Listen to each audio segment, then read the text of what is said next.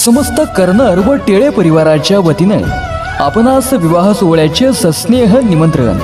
चिरंजीव राजू श्री बळीराम काशीराम कर्नर, राहणार वारुळी, तालुका मोताळा, जिल्हा बुलढाणा यांचे कनिष्ठ चिरंजीव व चिरंजीवी सौभाग्य सकलकांक्षिणी मीराबाई उर्फ वर्षा श्री गुलाबराव मारुती टिळे, राहणार पिंपळगाव नाथ, तालुका मोताळा, जिल्हा बुलढाणा यांची ज्येष्ठ कन्या.